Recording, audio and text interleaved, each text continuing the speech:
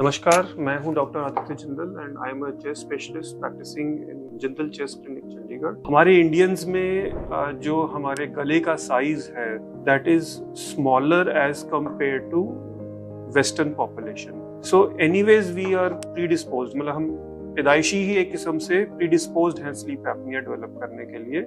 इसके ऊपर अगर हमारा थोड़ा सा भी वेट इंक्रीज हो जाता है तो किसी को भी स्लीप एपनिया हो सकता है। और ये नोटिस करने वाली बात है कि जो वेस्टर्न पॉपुलेशन में हायर वेट पे स्लो स्लीप एपनिया डेवलप होता है, बल्कि इंडियन पॉपुलेशन में इवन लोअर वेट पे भी स्लीप एपनिया डेवलप हो सकता है। तो इसको डायग्नोज कैसे करते हैं? स्लीप एपनिया डायग्नोज करने के लिए एक तो सिम्टम्स के ऊपर है, सस्पिशन होनी चाहिए। दूसरा, हम इसके लिए एक स्पेशल टाइप की टेस्टिंग होती है जिसको हम स्लीप स्टडी कहते हैं। इसमें पेशेंट ने सोना होता है और ड्यूरिंग स्लीप उसकी मॉनिटरिंग करी जाती है, जिसमें अलग अलग टाइप के brain waves, oxygen saturation, breathing patterns, muscle movements, ECG वगैरह, ये सारा कुछ चेक करते हैं। जो स्लीप स्टडी है it is obviously an overnight sleep study.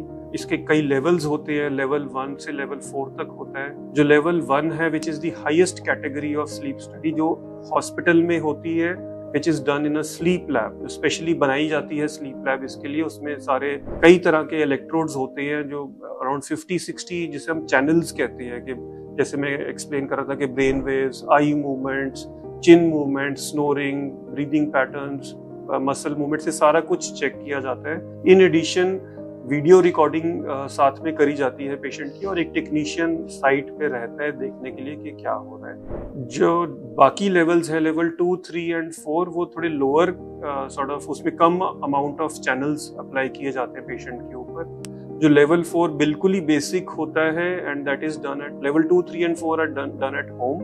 जो लेवल 4 सबसे simple test, it is just a screening sort of tool to see if there is some problem. अगर कोई इन तीनों लेवल्स में कोई भी प्रॉब्लम आती है तो then level 1 study should be done to actually confirm the diagnosis, because without that it is very difficult to give proper treatment.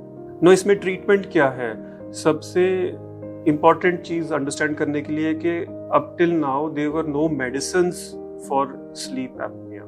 The only thing was कि आप weight lose करिए अगर weight ज़्यादा है। अगर कोई anatomical abnormality है तो उसके लिए surgical options होती हैं, but वो that is in a lesser percentage of cases. The most standard treatment was the use of positive pressure therapy, या फिर हम इसको CPAP या BiPAP भी कहते हैं, which are types of positive pressure therapy.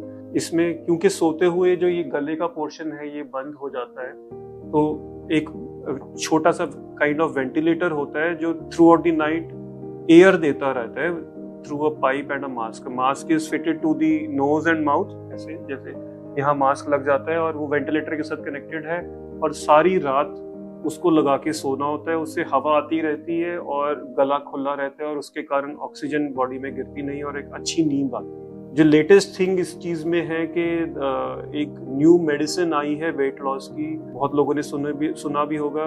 The medical name is tirzepatide and this has been approved by FDA for sleep apnea, which is the first medicine ever to be approved in the treatment of sleep apnea, and it helps by causing significant weight loss.